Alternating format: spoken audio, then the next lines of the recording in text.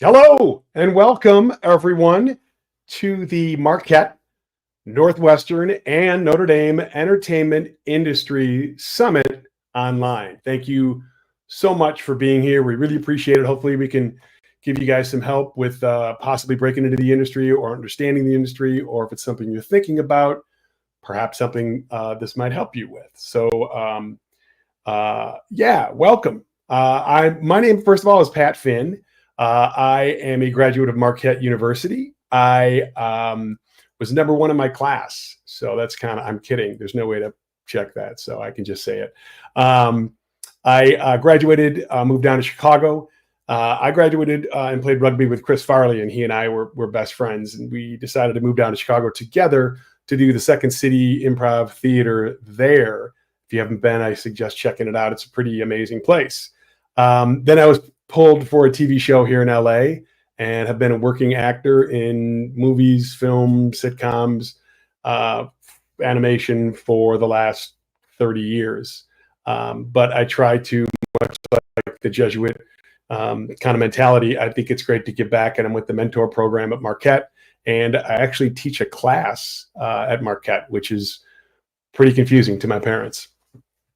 Again, thank you for being here. Welcome.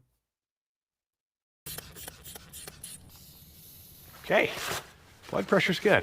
How's his heart? Do you have a heart condition, Mr. Adler? No, and I just had a checkup. You did?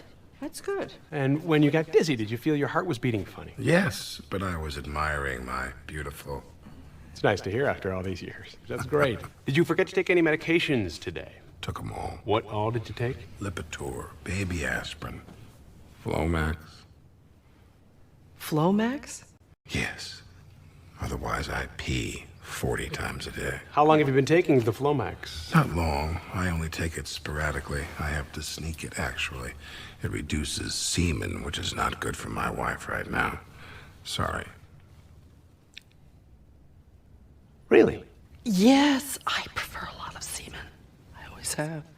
Wow. Okay, so good. Thanks so much for coming. Looks like he's gonna live. Yes, my guess is Flomax is probably the culprit here.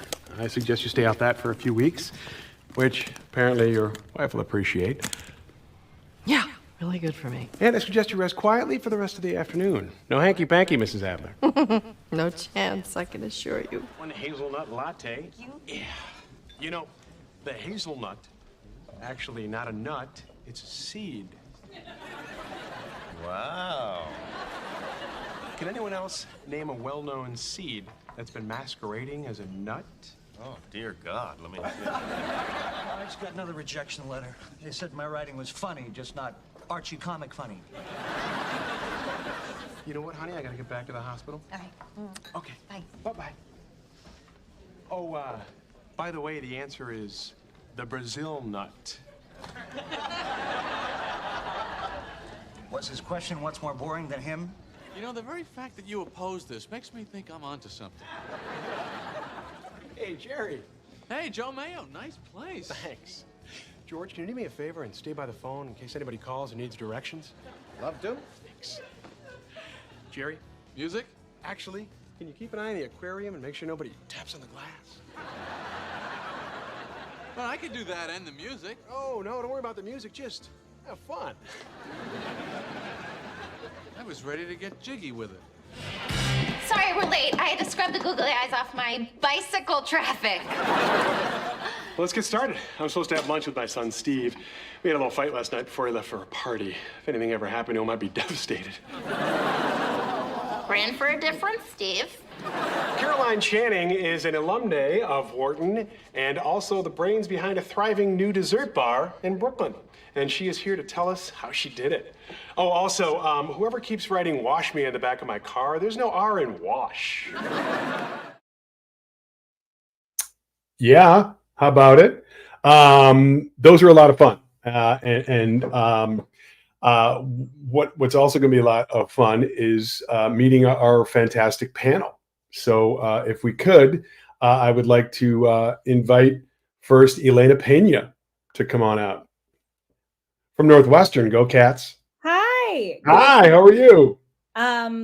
My name is you did it. My name is Alana. I'm from I went to Northwestern. I'm a writer, producer, director, showrunner, and happy to be here. Wow, you're like a 5-tool person. Yeah, I got 5 tools in my belt. Right. No, you know what a 5-tool is? No. Oh shoot, it's like a painting thing where you open up a can and you can clean it and you can do other things and you can scrape. Oh, I love that. That's what they call it, a 5-tool. Well, that's what you are. So I just want now you know. Now I Very know. cool. Thank Very, you. very cool. Thank you for being here. Thank you for having Okay. me. Next on the panel. How about Rita? Shane. Rita. Hi, Rita Norton from Washington, Government Affairs Consultant. Great to be here. Thank you for being here, Marquette. Come on now. Marquette. Yeah, go Marquette. Yeah. Unless they play Northwestern. Then we just hope for a tie. Fantastic. How about Shane? There he Hi, is. Paul. Nice to meet you. Shane Igo, who's Irish. The last name is Irish. Nice to see you also. Nice to see tell us a you. little bit about yourself. Yeah, I'm an unscripted TV producer. I focus on competition reality shows. You can see some of my handiwork right now. Hell's Kitchen airs on Thursdays on Fox. So check out episode 3 right now. We're in season 23. Wow. Some other shows I work on are Big Brother, Holy Moly. And I've been doing a lot of stuff with Netflix recently. We just did this show last month. I hope you all caught it. It was a live show, which Netflix is starting to enter that space. It was called Unfinished Beef. It was the Joey Chestnut Kobayashi hot dog special. Nice. So that was kind of fun to be a part of that show. Very cool. Very cool. I was on Hell's Kitchen. Nice. That's awesome. Yeah, years ago. I don't know why they had us come out and be people in a new restaurant. There you go. I started on season 9, so I was probably there. Might have been it. Yeah. But what did you think? Did you have a good experience? It was fantastic. It was bizarre to be. It's kind of like the little clip we just saw about my wife and I. Our favorite show at the time was Friends, and then to be in the coffee shop was just like a surreal thing, and the same kind of thing. It was just the crazy kitchen and the manic stuff that went on. But you're there like live. Yeah, and then they brought the food, and it was just insane. And you're like, "This is just all free." Like, all right, amazing. The beef Wellington, it's really it really was. It was fantastic. We just filmed actually for the first time in Connecticut, which was interesting this year. Normally we're in LA. Okay. But so a lot of production, we can talk about that later, is moving in other places in other parts of the country or even internationally. But we set up that set, exactly what you described, in Connecticut on the East Coast for the first time. So that was interesting.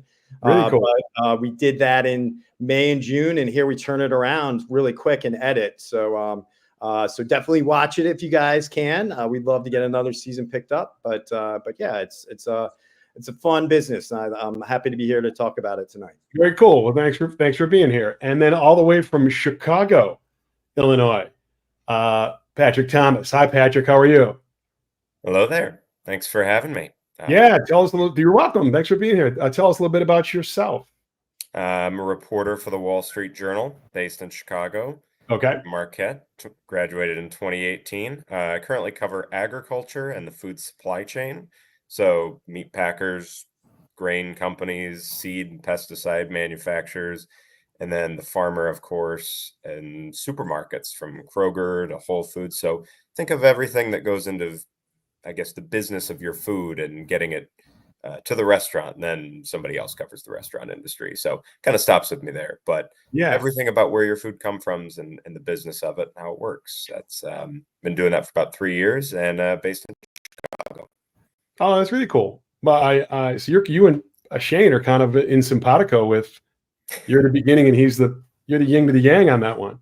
There you go, Patrick. And a fun fact: I used to work how we planned it. Yes, exactly. I actually worked in a meat factory here in Chicago, or there in Chicago. Oh, no kidding! Yeah, it was called Full Circle. What was it? It was called Bush Sausage. It was at 6 Corners off Milwaukee Avenue. Nice. Okay. Looking back, I think I was 14, so I think it was illegal. There's a whole scandal about child labor in the meat industry. They were really loose back then, especially. But I got free summer sausage, so that was kind of nice. Oh, there you go. Yeah. Well, this is fantastic. And this is for people at your schools that are graduating or upperclassmen, perhaps even underclassmen, and for people that have graduated. One of the things that I'm excited about this kind of thing is that when I was at Marquette, there was nobody we could talk to. I didn't know what a producer was. I didn't know how to slate. I didn't know anything other than theater. And they had acting and things like that. I think in grade. So it was just, there was nobody to talk to. And now I think that stigma or reality has certainly been, that veil's been taken off. So it's a reality. You can actually go from Northwestern and all these, as opposed to USC, where it's like you go directly in. And the cool thing I think is if we can help each other out, that's an awesome thing because we all know somebody at each other's school. We had a brother that went to Notre Dame, Ann Medill, a sister that went to Notre Dame. She was a cheerleader for the hockey team, which is a pretty cool fun fact. Also, the people viewing this all around, if you have questions, if you have a question for us specifically or as a group collectively, that's cool too. We'd love to hear from you at the end. We can grab some of those to kind of bring everybody into like a one mind if we can. How about, can we just how did you get into the businesses you're in now? Because it's very, people always ask me, how do you become an actor? How do you become a producer? All these things, writer. You want to be a lawyer, there's more of a cookie cutter, lily pad route. And this is just, I'll say it, it's not my joke, it's an old joke. You can ask 10 different actors how they got there and you'll get 11 different answers because it's absurd. It's just silly how people got in. I got in, I did a commercial and it asked me if I was union. And I said, yes. And I got the commercial, but it was because I was a Teamster. So literally got into SAG because I wrote down union and they thought it was funny that I was a Teamster also. So I guarantee I'm the only actor in the world that's ever had that little sitch. But so tell us a little bit about you guys, how you got into where you are now. And you can just, how about you, Rita? Sure. Yeah, I went a little different direction than the rest of you, but okay. After graduation, I moved to Washington and I got a job with a senator from Wisconsin, newly elected, and worked on the Hill for 7 years. And after that, got into the pharmaceutical biotech industry for Roche and Amgen for 12 years. Wow. Representing those companies in states and in Washington. And that was a lot of fun. And then I moved into opening the Washington office for a company, now Fortune 10, Cencora Pharmaceutical Distribution. And I ran that office for 18 years. And since 2022, now I'm on my own doing some consulting. Very cool. Look, that's fantastic. How about Shane? How about you? Yeah, I started out in New York actually after graduating, and I was writing for ESPN Page 2 and Page 3, which was sort of their sports and pop culture area. Really fun job, but the young lady that I was dating at the time got a job in Hollywood. She kind of got her dream job, so I followed that Valley girl out here to LA. And she told me, I was kind of a little bit bummed. I kind of left my dream job and I was able to do it a little bit out in LA because I convinced my editor, like covering, movie premieres was a lot easier than doing kind of phone interviews and stuff like that. Right. But I was still a little depressed. And she was like, look, you got to network, just kind of like what we're doing tonight, right? You got to get yourself out there. And sure enough, I started going to the events that her production was holding. This was a scripted show on CBS. And sure enough, they would have parties or they would have softball games. There was entertainment softball games. Yeah. And I would go to those and people found out that I enjoyed sports and I enjoyed writing. And one of the people there was like, hey, I'm on Big Brother. Do you want to come in? That someone is going to be gone for 2 weeks. They're actually going away for a wedding. Do you want to step in and write some host copy for Big Brother? And I was like, sure, Definitely. Thanks for thinking of me. And, basically what they were doing was giving me a little bit of a shot. And after the 2 weeks, I kind of kept my head down and, did what they asked me to do. And they asked me to stay on. And, that was 15 years ago. And then from there, from Big Brother, I was able to hop onto Hell's Kitchen and really start to open up my network in the reality space. I think that's one of the biggest things. And that's why I'm so glad that we made this triad of 3 different schools where we become even more, I don't say powerful, but more of a place where things can happen for you. And 3 or 4 things that you said were so cool. Like starting out, if somebody's like, you want to try this, want to be in this short film, you want to work the boom mic, whatever, it's like, say yes to it, do it, because you don't know where it's going to go. You might find a writing partner, or like, man, I really like editing. There's so many different facets to this business. I never took a theater class, so I'm literally on a CBS show, and I have no idea what I'm doing. And I was lucky to have Robbie Benson direct me, and that was short lived. And the next one I got was Murphy Brown. And Peter Bonners was one of the characters on the show and director, and he went to Marquette.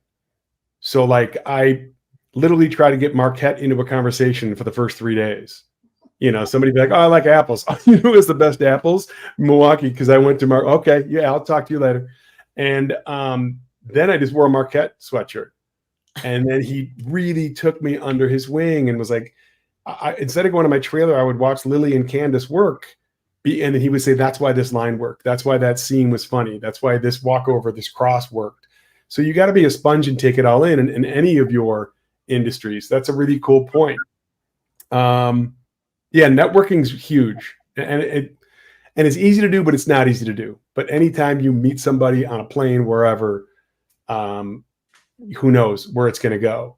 It's funny. My neighbor, well, it's different here. I'm in LA, but I pitched an idea for a reality show. He does a reality show out. They're based in New York, but it was just really cool to go down that path. He didn't go anywhere, so I'll probably be talking to you, Shane. There you go. And this is there's the networking again. Yeah, it's no, I don't mean that. I mean that honestly. It's really it's everybody can relate to where the 3 of us all came from. And, maybe somebody from a Princeton, what have you. I don't know what they went through. They didn't have real chili or I don't know if any of you guys at Northwestern remember the PM Club. Ileana was way too, Mustard's Last Stand, I'll throw out. Mustard. But I was very sequestered in my little theater bubble. Okay, gotcha. Good for you. It's right next to the stadium. It's a hot dog. Yes, I was like, I think that's near the stadium. Yeah. Yes. Yeah. It was also crazy because when I was a kid, I grew up right down the street. This is silly, but you could go in and order your hot dog, right? And fries or whatever. And then you could also order concert tickets.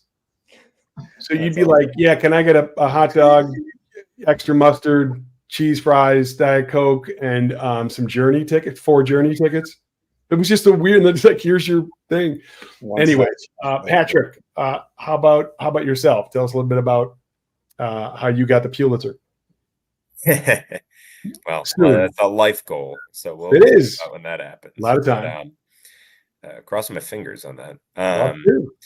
But I've always wanted to be in journalism. That's just always I've got my start actually in high school. I was the voice of the radio station for football, baseball and basketball. So that was my first foray into journalism, was sports broadcasting. That's cool. And got the itch for it, ended up joining the school paper and all of that. And shameless plug for Marquette. One of the reasons why I chose it was you could get involved right away and get involved in the student media there and the paper and MUTV and radio and all of that right away. So I wanted to keep going and did that immediately, got involved, got several internships, worked at a local weekly paper in the suburbs of Milwaukee one summer, which, kind of a crazy experience, doing stories about people hating on, city councils debating the merits of a sidewalk.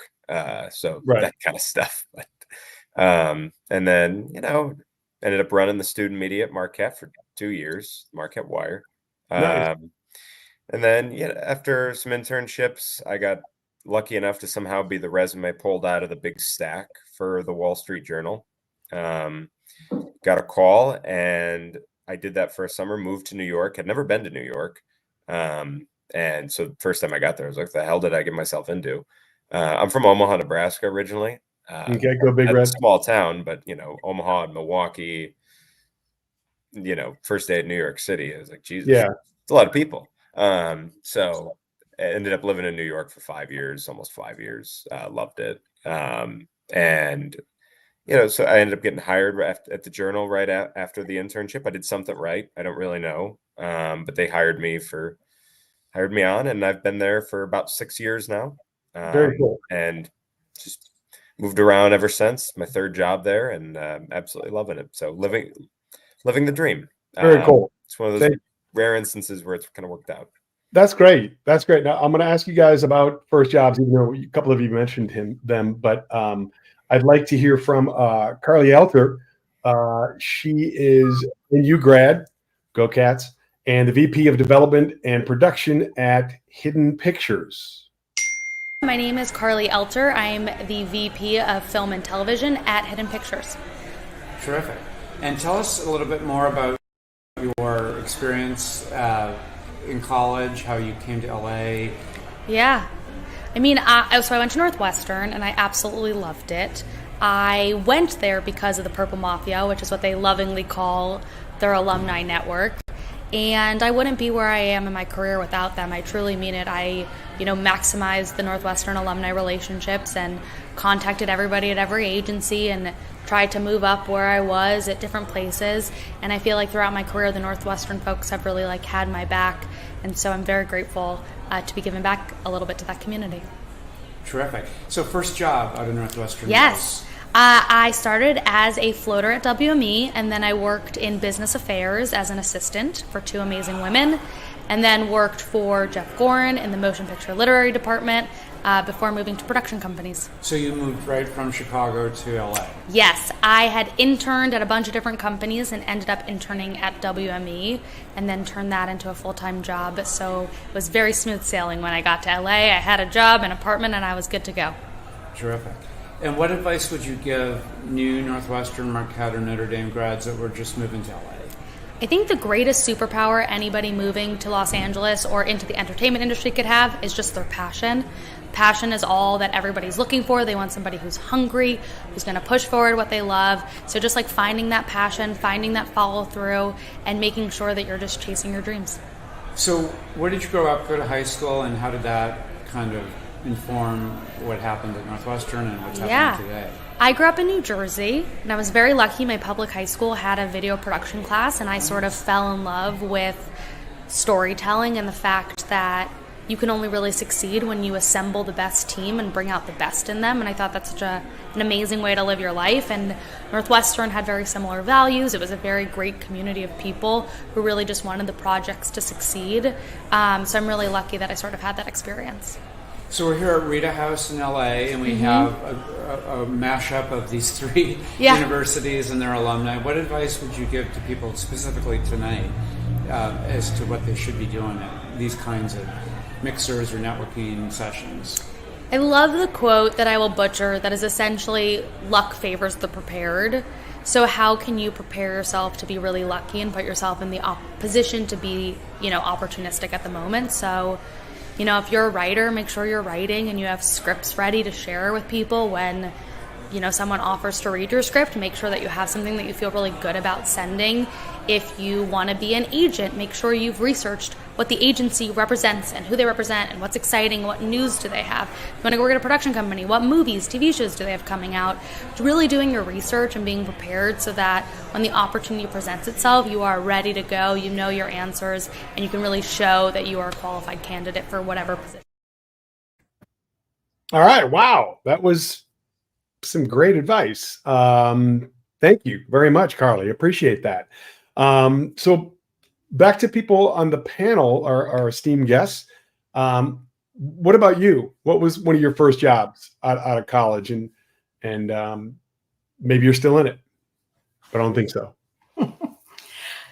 Talking to me. There you go, Rita. Come on. The odd man out. Now, actually, there's a lot of parallels, I think, in our careers because, theatrics, acting, Washington, lobbying. And networking, very, Yeah. very important in You're right. all careers, I guess. Maintaining, building your network, and being nice to people really pays off. But yeah. No, that's okay. I'll just stop. That's such a great piece of advice. You can work hard and be competitive, but and again, I don't mean to be like, then one time I did this, but I was on a TV show called The Middle, and I was on there for 9 years, and it was a really nice, wholesome show. And the majority of people on the show went to school or were from the Midwest, and it just kind of happened to be casted that way, whether it was Cleveland, Chicago, Indiana. And it was really cool because everybody was just nice. And I was made a recurring character, which was because they were like, yeah, you were just nice and great to have her on the set, and you learned your lines and you showed up early. Like, that's kind of how we all learn, but it is a really important thing. So thank you for bringing that up. That's awesome. Pays off in the long run. But yeah, I started out in student government in high school. I always knew I wanted to be in Washington and work in this field. And actually, that's how I met John originally, in high school, student government in Minnesota. Wow. Yeah. That's great. And then student government at Marquette, of course, and, on to Washington. And it's just been a great career. And I've been able to bring on a lot of Marquette interns here in Washington from the Les Aspin Center. We have a great network in Washington. So that's really cool. To help mentor a lot of young Marquette students. And that's what it's all about. That's how you get started here, Love that. I agree. It's who you know.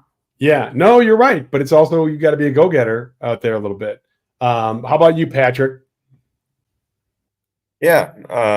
My first job, I mean, I think I mentioned it earlier, even though I wasn't supposed to, but my first job was right out of college. They hired me back after I was an intern at the Journal. And it's, it was one of those situations. And my first job back was corporate breaking news for the Journal and our news wires. So it was, kind of at the bottom of the paper, and it was very much, corporate earnings, CEO changes, M&A, somebody fired. I remember we'd work like there was the evening shift where you'd work till like 9 p.m. or you could do the 6 a.m. because a lot of stuff crosses the news wires in the early morning and business news. And some guy would get fired at like late on New Year's Eve or something. That's kind of the stuff that you get pick up back then. So was that internship? Was that internship a program from Marquette or something you sought out? No, that was something I sought out. Oh wow, good for you. And how'd you find the possibility for that? Well, in journalism internships, you tend to just, and I'm sure anybody in entertainment could probably relate to this as well. You just tend to fire as many as you can until eventually you find a hit. It's kind of a numbers game, right? So yeah, true. That's a similar way of just being persistent. And I had applied there before. You build a resume, and there's a certain aspect of once you get the interview, you got to be that prepared. Yeah, that good. Aspect of just being nice and conversational, and make sure you stick the landing. And I think that ended up working out. So I just sought it out, got lucky, got the resume pulled out of the stack, and made it work. And did that job for about a year before moving up to other roles in the paper. And it was making an impression as an intern too was important, kind of when you get that early shot at a bigger place, right? Trying to make a good impression. And I've got a quick story. I won't dwell on it too, but at the Journal every day on the front page of the newspaper, there's what we call an A-head. It's like a more humorous or more absurd kind of story. If you ever pick up the paper, you can look at it. It's pretty obvious which one stands out among the others. And when you're an intern, that's your best chance at getting on the front page of the paper. So I made it a mission to write one of these. And in July of 2018, I did one on brushing your teeth in the shower. So I got brushing your teeth in the shower on the front of the Journal. And it was next to one of the stories that won the Pulitzer that year about the hush payments with Trump and Michael Cohen. Yeah, it was hilarious to see that was and it was next to this absurd story. Yeah, right. It's like The Onion. But that's how you stand out. So I agree. Good for you. I love it. Love it. The advice. Shane. I'll bring you in. Yeah. So my first big job in the industry was with Big Brother. Again, I was only brought in for 2 weeks, right? But you left Notre Dame and went to. First, I was in New York, and I was writing at ESPN. Oh, see, that's right. You got a gig at ESPN from Notre Dame. From Notre Dame, and now I'm in LA. Don't know anyone. Don't really have a network. Okay. And I've been given an opportunity. I've been given a window, and actually, as it so happens, I was able to really sort of wedge my foot through the door by getting some sneakers. And here's the story. So basically, I was brought in to fill in for someone for 2 weeks because of my writing background and my love of sports. They wanted me to write host copy for the games that were being played in the house. For those people that don't know, Big Brother, we don't really interact with the contestants. They have to go outside in the backyard, and before they play a game, they read this card with host copy on it. So as I was doing that, I was also tasked with doing other stuff. And little did I realize is they were putting me through the paces. They were seeing what I had, and how I reacted to different situations and how I could problem solve. Because I was the new guy, I was the low guy on the totem pole. And, we're gearing up for our big premiere. The first challenge is a summer themed premiere. It's right after 4th of July. Our contestants had to grab onto these giant hot dogs and they would slide off. And we made the backyard look into like a giant grill. And it was up to me to go get all the contestant sizes and everything. There was no wardrobe department this time. So they were like, Shane, you're in charge of getting the wardrobe. And by the way, you have to get it in different colors because we have no idea how they're going to divide up into teams. So now I'm in LA. I'm running out to Woodland Hills, to the Target in Woodland Hills to find bathing suits for all different sizes. Sure. They would print out a list and say, you got to go to Rancho Cucamonga for the last one. We'll call ahead. I would go out there and be like, oh, we don't have it. And as I was doing this, I'm like, oh my God, I'm in trouble here. And so I went back and my boss saw me sitting there and kind of had my feet back on my desk. And he's like, Shane, what are you doing here? And he's like, do you have this bathing suit situation solved? As I'm like, as a matter of fact, I do. It's going to be solved at 5 o'clock today. And by the way, what size is your shoe size? And he's like, what are you talking about? He's like, I'm a 10. And what I had done was I'd reached out to my network of people. I grew up in the Baltimore area. One of my friends actually who went to Notre Dame worked at Under Armour. And I was like, dude, you got to help me out here. I'm dying. Can you send me all these different bathing suits in these different colors? Yeah. Can you send me all these different shoes in different sizes? Because when we do different games, they get wet or they get ruined. Right. And so I was able to work a relationship to have them sort of do some heavy lifting for me so I could concentrate on the writing, which I really wanted to do. Right. Yeah. And so my boss, I think, really was like, holy cow, you thought differently to solve this problem. And as a result, I literally got my foot in the door and they asked me to stay the rest of that summer. And that same boss then took me on to Hell's Kitchen and he taught me the ropes on that show. And now I have his job, 15 years later, I'm literally the head of the department and I'm doing it. So it is a lot about networking. It is a lot about when you get that opportunity, don't say, like you said, Pat, don't say no to anything, right? Yeah. If I had been a little bit more prickly and been like, I don't want to go around the valley getting these bathing suits. It's not what I signed up for. Yeah. I wouldn't have had a job in 2 weeks, right? Yeah, you're right. So it's a lot of saying yes. And again, we all draw upon different experiences, not only in our schools, but through our lives. And it's drawing upon those experiences and people will take note when you do a good job and that'll open up doors for you. And so that's really well put. Let's see a quick clip about my friend Shane. Growing up, I was in a Irish Catholic family, and my grandfather, we were watching the Notre Dame USC game, and he gruffly said, Shane, I understand you get some pretty good grades, and I think you should go there. And he kind of nodded at the screen. And so it kind of got on my radar, and it was a place that I had always wanted to go. My dad took me to the Notre Dame Navy games in Maryland, and so I kind of grew up with it, loving the Irish, and so I applied early my junior year, and I got lucky and got in, and I've been happy to be a part of the Irish family since. What did you study at Notre Dame? I studied a dual major. I was a science business major. I actually started out as a mechanical engineer, of all things.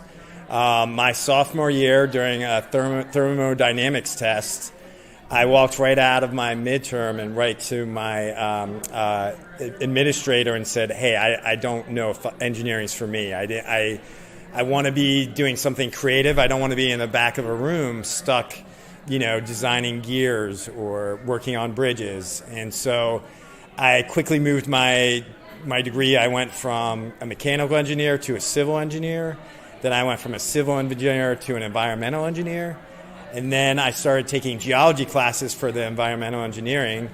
And I told my parents I wanted to become possibly a geologist. And they said, "Shane, I don't care what you're going to do, but get out of there in 4 years." So then I pivoted and I switched to a dual degree. And I took a lot of business classes. I didn't want all my math and physics classes credits to go to waste. My junior year, I entered the Morrissey Film Festival. Did a movie called 7'5" and All Heart, the Andre the Giant story. We somehow convinced our football coach at the time, Lou Holtz, to be a part of it. He took time from his schedule during football season to be a part of our movie. We won the Morrissey Film Festival award that year. I wrote for ESPN for a number of years. Bill Simmons was on the masthead, Hunter S. Thompson. Really, it was my dream job. I loved my job, but I also loved a Valley girl. She was an NYU student. She had just graduated Tisch. She got her dream job in LA. I decided to follow her out to LA. When I was in LA, I was being mopey on the couch, and she said, "You got to get out and network," kind of like a networking event like this. And she encouraged me to go and network through her job. They were in an entertainment softball league. I would go to the games and meet people in the industry, and lo and behold, one of them knew I liked sports, and they said, "Hey," they called me up, and they said, "Hey, would you mind filling in on Big Brother for 2 weeks? You can write host copy for us." And I said yes in a second, and I didn't know the world I was getting into. This was 15 years ago. I ended up working for 2 weeks, and I guess I did a pretty good job. I kept my head down. They asked me to stay that summer. Before I knew it, I was producing my first competition on live television. Big Brother's a unique beast in that we film 3 episodes a week, one of them being live, which is producing on a tightrope. But I cut my teeth at Big Brother. Because I did an okay job. I got asked to go over to Hell's Kitchen, and my boss and mentor taught me the ropes at Hell's Kitchen. That was season 9. Awesome. That was great, Shane. Thank you so much. No, thank you. Thanks, Pat. I'm going to bring in Elena to ask you about, right out of NU. Are you from the Chicagoland area? No, I'm from South Florida, actually. Oh, wow. Okay. Yeah. Right after, what was my first job after Northwestern? Yeah, what happened? So you graduate in what, theater? Yes. How did you know? Because I said I never went to Mustard's Last Stand. Right. I was from South Florida, and I was a theater major at Northwestern. But sort of while I was there, I'd always been interested in writing and directing and this stuff sort of that wasn't just acting, which is why Northwestern appealed to me, because it had a really great program, but it wasn't a conservatory. And then I took a playwriting class that kind of sparked something, which led to, I got into this program called Creative Writing for the Media, which was a 2-year program where we did sort of TV, feature film, short film, playwriting, all in 2 years. And I ended up dropping acting. Very dramatic when you drop acting. You pass around a candle and you cry. And just decided to sort of like focus on writing, which I would not have even like known was an option if not for Northwestern. Like I wouldn't know that I could combine my love for theater and my love for writing as seamlessly as I was able to in their creative writing media program. So I graduated Northwestern, and I wanted to do it all. I wanted to do theater and film and TV. So I moved to New York very briefly, and it's really difficult to find scripted assistant jobs on scripted television in New York is like my piece of practical advice. There is the industry, most of the writers' rooms are out in LA. There's like late night, and there's some shows that are in New York, but a lot of them start in LA and then go to New York. So I could not find a job. I wanted to be an assistant in television. I could not find a job. I ended up getting a job in non-scripted, shout out to Shane, at a company where I was an office PA, but it kind of goes back to what you were saying before of like, take the job. This was so far away from what I wanted to be doing. It was literally non-scripted. Yeah. And I'm a writer, but I was an office PA, and I was learning how production worked, and I was learning how to be a production assistant. And then I visited LA. I'd never been. And I started to say to people what I was interested in, and LA it just was so much more ubiquitous in LA. So I moved to LA, and I was able to get a job as a PA on a scripted show like pretty quickly, actually before I even got to LA. Wow. So even though, and that's like all through connections, like that was me. I always say like, you have to be loud and specific. Like I was just like yelling to everybody who would listen, I want this kind of job, and being sort of, here are the bullet points of what I'm looking for. And I ended up working on an animated sketch comedy show as a script production assistant. And then I kind of climbed the ranks as an assistant from there. Wow, very cool. One thing you said that kind of resonated with me was, and I tell this to anybody I talk to, because I think all of us here on the panel all have people that are like, hey, my neighbor's son wants to do stand-up, whatever. And apparently they're all in the South. No offense, Patrick. But I always tell them to write. And I didn't, because Second City was such a, like, I could improv every night, and it was great. And we'd go to the bar afterwards and we'd have a good time. And it was the first time, and I don't mean this name droppy, but he's an NU grad, was Colbert. And he's a dear friend of mine. And Steven was like, oh, we're going to go write with Amy Sedaris and Paul Dinello. And I'm like, why would you write, man? We just made it all up. I loved it. Mm-hmm. And then he got his first show on Comedy Central because he had so much written material. Mm-hmm. And I just tell students and grads, write, because you might have a short film. Put it in a student film festival. Put it anywhere. But the more you write, you might come back to it. The more things happen. But you I think it helps to create a destiny for you. So I love that you've done that with all your hard work and everything. So, okay, Lana, I want to stop for a second to talk about, we've got two Medill Medill, you know Medill, right? I know Medill. Yeah. My brother was Kellogg. Medill's theater, right? Medill is journalism. It's close. You're close. Right? Thank you. All south of campus. It's what? It's all on the same side of campus. It is. Yeah. It's all by Mustard's Last Stand. So we all know where that is. We've got two great Medill School grads from NU, obviously. And the first one is Layla Muhammad to tell us some more. So, Layla. My name is Layla Muhammad. I am many things, multifaceted, which is what I encourage my students to do. But my name is Layla Muhammad. I am a correspondent for NBC LA for California Live. I am a news anchor, fill-in host for KFI AM 640 at iHeart, and I'm a visiting assistant professor at Loyola Marymount University teaching journalism. That's terrific. And you're a Northwestern graduate. Tell us about your Northwestern path. Yeah, I received my Master of Science in Journalism at Northwestern University, and from there, got right into working in local news television, a reporter, went on to anchor, worked in North Carolina, Virginia, made my way to Dallas, Texas to host a syndicated show, and then eventually came out to LA to work in television and radio. Terrific. And what advice would you have for alumni who are relatively new to LA from Northwestern, Notre Dame, Marquette, the schools that are participating tonight? Yeah, if you're an alumni and you're new to the Los Angeles area, LA can feel overwhelming. So the first thing you need to do is find your network, find other alums who are in the area. Go have coffee, cultivate a real relationship, not just say, hey, do you have a job, but a real connection, a real relationship. Network. That's how two of my opportunities came in LA, were just through my network, right? But I also tell my college students to tap into all your talents. So if you're talented in more than one area, if you like to do TV and then radio, if you want to do sports, who says you can't do all of that? Try everything in your wheelhouse and see what works.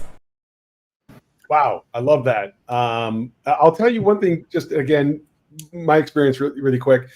I did a TV show in LA, and then all of a sudden I was back in Chicago, and there's an actress who's great. And this was back in, I don't know, the 90s, but probably mid to late 90s. But she said, what are you going to focus on? And I said, well, I want to do commercials and TV and film. And she said, you got to pick one.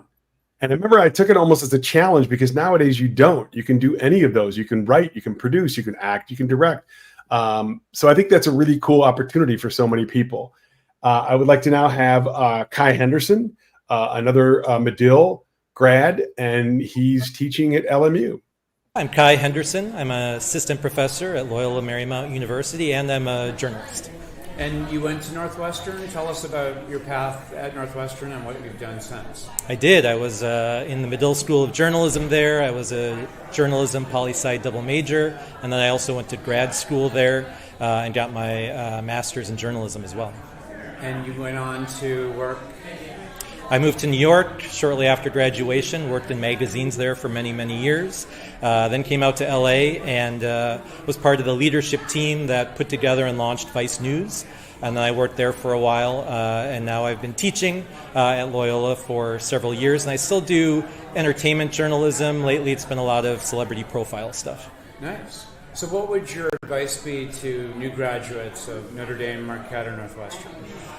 First of all, I always tell my students this: if you think about you want to move to New York or Los Angeles, like a lot of people do, especially people interested in entertainment, just do it. Do it when you're young. Too many years, like saying I'm going to do it in a couple of years, gets harder and harder. So I'd say for sure do that, and then use your network. Use that Northwestern network. It's so good in both cities and other cities as well, obviously. So really try to capitalize on that. And what are you hoping to achieve tonight? Here's some interesting stories from everyone.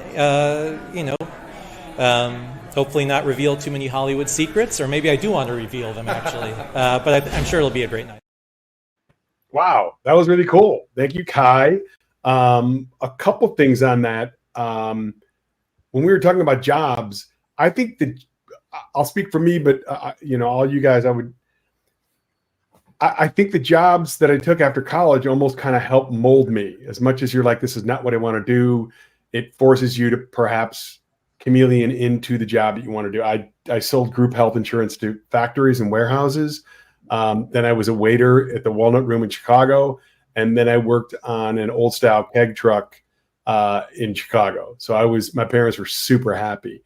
And the Marquette degree was going far. But all those things shaped me because I was working for Old Style when I got Second City. And I've done jobs where I play handyman or blue collar workers and all that stuff. And it's like, well, I've done that. So all these are little arrows in your quiver. And I think that's a really cool thing for people to understand, that it's not like I graduated, when am I on a TV show, or when am I working, in politics, or when am I, doing whatever. So that's really cool. Was there any course that taught you anything specifically that helped, rudder you into the direction that you're in currently? Any of you? Ethics in the Situation, Father Davitt. Wow, very cool. Yeah, that's been one I never can forget. And all work and personal life. Yeah, it's a great. We all had to take it at Marquette back in the day. Right. That's cool. Nothing at Northwestern? Yeah, no, I just feel like I already kind of said it. I think that fall of senior year, I took TV writing, and I just don't think I realized that that was even like a I practically, I just coming from theater, it was a different world. And Right. having a teacher who, you know, we would write spec scripts, which is like, we wrote a spec script, which was a script of an existing television show at the time. Yep. And I wrote a spec script of Girls, Cool. because I was sort of falling in love with like what TV could. That was like when TV started getting weird. Like TV, like was, you know what I mean? Like, but in a good Weird way. age. No, I'm with you. Like I loved it. Like Yeah.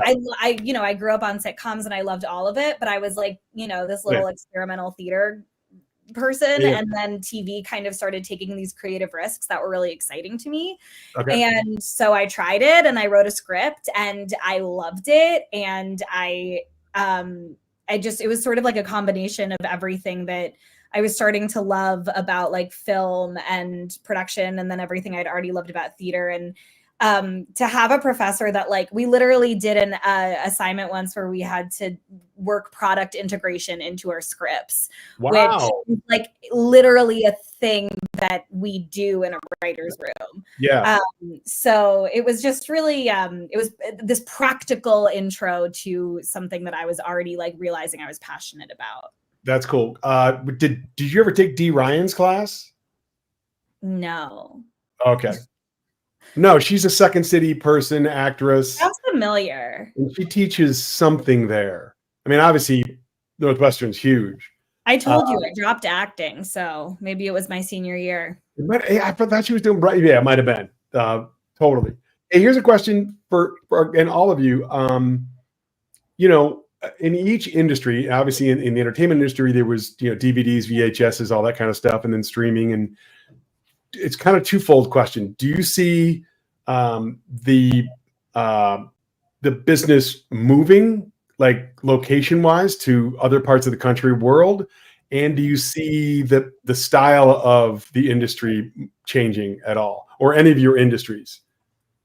Patrick, Rita. Yeah, I'll take that one. Take it, Shane.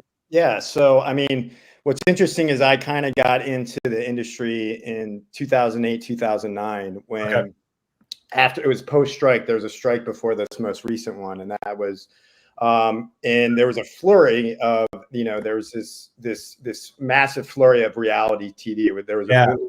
So a lot of people, as we just had our most recent strike, thought this was going to be another blooming of all this reality stuff. But the reality is it kind of gave studios and larger production companies a runway to figure out how to do these shows outside of LA and even outside the United States, right? So, I mean, like, even speaking from the world of Gordon Ramsay does 6 to 7 shows, and now they're taking Master Chef to Australia.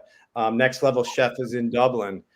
We fortunately had a partnership that we were able to form with Foxwoods. That's where we've just filmed Hell's Kitchen in Connecticut. Okay. You're seeing a lot of production move out of LA, which, guys, it's happened before. There's, you know, productions moved to Atlanta. There's been, before Atlanta, it was New Orleans, right? And that's always happened. But really, what you guys have to remember is, other than having that passport ready and being willing to hop on any production, is you're interfacing with other people that are bringing similar, you know, Alana's a 5-tool player. These other people around the world in different productions and all over the place, they have their 5 tools that they're bringing to the set. It comes from a different place sometimes, but you know, if you can kind of interface with and talk about projects that you've done that sort of is similar to what they've done, you're going to be able to make it and survive in this world. But it's a little tough out there right now in the unscripted space. There's been a little bit of shrinking. It's a seasonal business too. Always in the fall, it's a lot slower in Q4. And so, you know, my advice to anyone is, get your foot in that door, start expanding that network. But more importantly, you know, don't be afraid to take that job in Singapore. And I've done those things, and you know, it's fun, and you're going to learn a lot. But I think too, it's also to keep in mind, production is it's not just a Hollywood thing anymore, and it's happening all over the world. And so it's be ready to travel and have some fun. Right. All great advice. That's fantastic. And evolve. That's kind of what I took from that was things change, and you've got to be a part of that to do it in all of our industries. So how about, we've only got a couple of minutes left. Does anybody have any advice somebody gave you or you have for people coming into your industries? Well, I'll jump in. I'm kind of starstruck here. I'm a big Wall Street Journal reader, reading the Wills. Oh, nice, Patrick. Thanks for keeping me employed. Thanks for reading. Great book by two of your colleagues, and Meryl Streep, Pat. Come on. Wow. Well, it's no Wall Street Journal. No, yeah. Well, Washington is kind of boring compared to what you all do, but so much has changed. And I got to work for my idol right out of college, Senator Mark Hatfield, kind of a Cary Grant kind of figure. Real, those were the days things were different. There was a lot of respect and decorum and things. Yeah, I like that. And, I miss that. But there's so much has changed. Obviously, the polarization, AI is having a big impact here. The 24-hour news cycle, social media, people get their news on it. Anyway, it's impacting how our laws are made. So keeping up with that is a big challenge, and it's exciting though. And I bring my early years at Marquette, and hey, I worked at Mater's. So, oh my gosh, that's so funny. I would go with Chris Farley and his dad, both rest in peace. And his dad would say, "I come here because you get your own individual butter puck." So that was I was actually at Mater's not long ago. So I cannot thank you guys enough for being a part of this, willing to give your time to help other people in other schools. And I don't know, I think that's just a really cool thing that even in improv comedy, it was about helping people coming up, and people that were ahead of you would teach you how to do it. And that's one of the things I think I gravitated towards it, because it was a safe place, and we all kind of had a brother and sisterhood, which I really liked. So Alana, Rita, Patrick, Shane, thank you so much for doing this, and I look forward to meeting you guys in person. Oh my gosh, it looks like I have when they have the flashlight, the sun went down, so I'm a little hot, as we say here in Hwood, and nobody says Hwood. But it was great meeting you guys. Have a wonderful night. Thank you again so much, and everybody in the audience, thanks for being a part of this. Appreciate it. Having us, Pat. You got it.